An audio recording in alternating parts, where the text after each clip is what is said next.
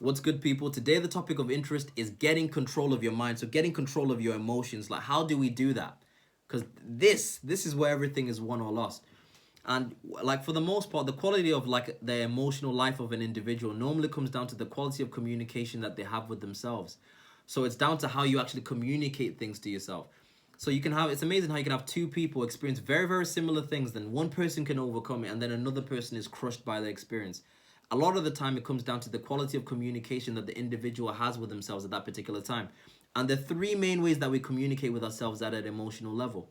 So the first level starts off with the level of the mind, so through the level of what our thinking, so through what we focus on. The second level is through the language that we use, the words that we habitually use, our verbiage. And the third level is normally through the way that we carry ourselves, through our posture and the physique, because the mind and body are connected.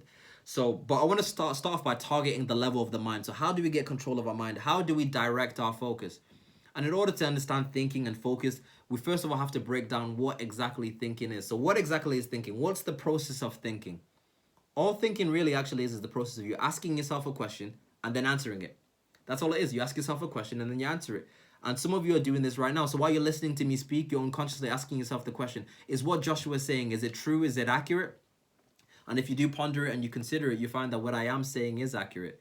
And the thing about your mind is that your mind's a real B word, because your mind's not actually designed to make you happy. Your mind's designed for survival. So if you ask your mind a particular type of question, it'll give you a particular type of answer. So if you ask your mind a lousy, disempowering question, it's going to give you a lousy and disempowering answer.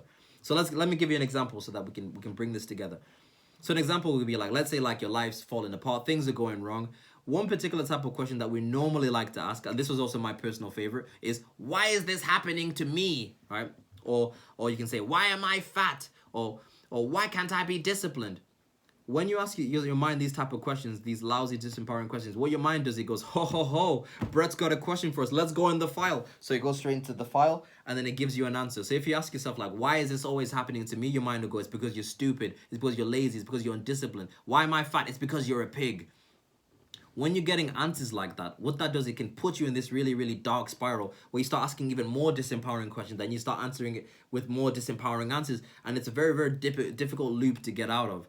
What I want us to strive to do and try to be mindful of is to ask ourselves more empowering questions. So questions that will lead us to a more favorable outcome. So rather than asking like, why is this happening to me?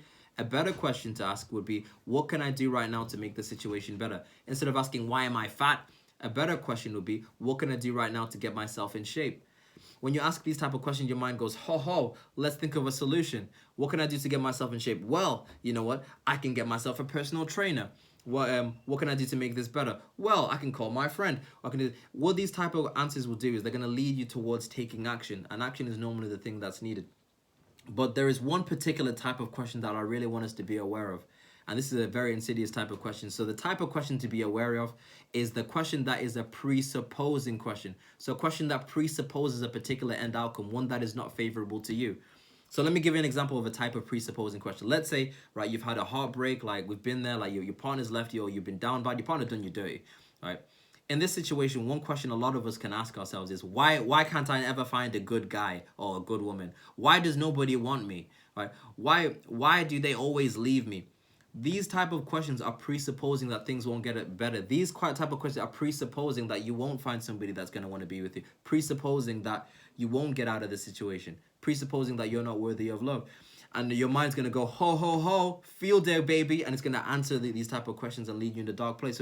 So be wary of that particular type of question. Because all thinking really is thinking is a habitual thing. The emotions that we experience are habitual things. Like if you go to people and you ask them, like without prompting them, asking them, you know what, like write down how many emotions you experience in a week. Like you individually, how many emotions do you experience in a week? Many would not be able to write down more than 12. And considering that there are like hundreds of different emotions, maybe that's an exaggeration, but there are loads of different emotions that a person can experience. To only be experiencing 12, it shows you that it's a habitual thing. So that's the idea for today. So be very wary of that. And of course, I know that like sometimes this won't fix the whole solution, but what it at least will do is at least it'll alleviate the emotional distress that you feel, and it'll put you in a position where you can actually take action and you can do something about it. Because sometimes some problems aren't going to be required through thinking. Some problems need action, but you need to at least get to the first level where you're in a position where you can take action. So that's the video and the idea for today. You guys take care of yourselves, and I'll speak again with you guys tomorrow on Sunday for the video. Peace.